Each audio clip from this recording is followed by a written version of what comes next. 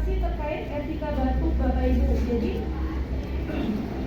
Indonesia ternyata ranking dunia ranking penyakit TBC Bapak Ibu. Nah, kita perlu hati-hati ya, karena penyakit TBC itu termasuk penyakit yang menular. Jadi kalau Bapak Ibu, mungkin kalau karyawan klinik atau dokter, pernah nggak ada yang mengalami dokter saya kalau Bapak Ibu nggak pakai masker, dokter saya pasti minta suruh keluar dulu pakai masker. Pernah nggak ada yang begitu? Kalau sirkulasi udaranya bagus, tapi kalau di dalam namanya ruangan ber-AC, kita nggak tahu apa yang ada di sekitarnya. Mungkin selanjutnya Mbak Vela bisa sosialisasi terkait etika batuk, Mbak Vela. Ya, terima kasih Bu Evi. Oke, yang kedua kita etika batuk ya Bapak Ibu ya. Kalau periksa ke klinik dari pendaftaran, pastikan ditanya ya, Bapak Ibu maskernya mana? Pakai masker dulu, ya kan?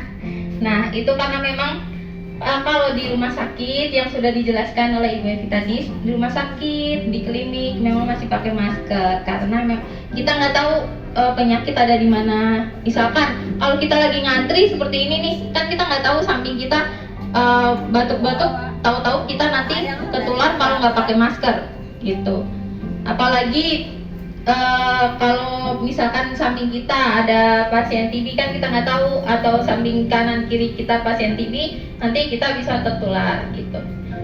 Oke, langsung saja. Yang pertama etika batuk itu, yang pertama pakai masker. Oke, makanya kita selalu menekankan, Bu, Pak, pakai masker. Kalau misalkan udah ke belakang, ke perawat, Pak, maskernya mana, Bu, maskernya mana, pakai masker dulu. Kalau udah masuk ke dokter juga bakal ditanya, Pak, Bu, maskernya dipakai dulu ya. Gitu. Itu yang pertama, harus memakai masker. Lalu yang kedua itu etika batuk. Kita kalau batuk, Bapak atau Ibu kalau batuk nggak pakai masker gimana? Ya, ditutup pakai telapak tangan kan.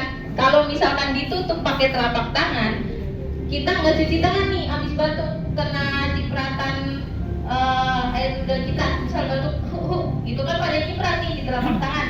Lalu kita berjabat tangan dengan orang lain, nyebar nggak? Nah, terus lalu kalau misalkan kita pegang tembok, pegangan yang handrail, tangan buat pegangan, itu pastikan terpapar nanti di handrail. Dan sedangkan handrail, pegangan tangan kan gak cuma kita aja yang megang ya, pasti orang lain juga. Itu pasti akan menyebar kemana-mana gitu.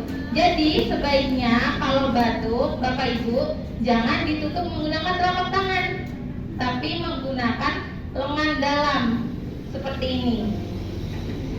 Boleh dipraktekkan? Ya.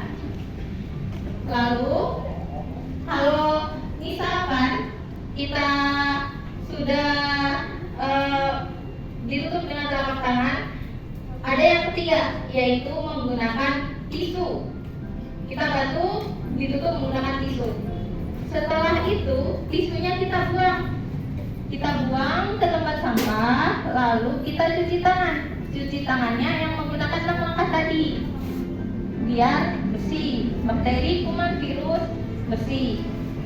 Yang pertama apa Ibu-ibu, Bapak-bapak?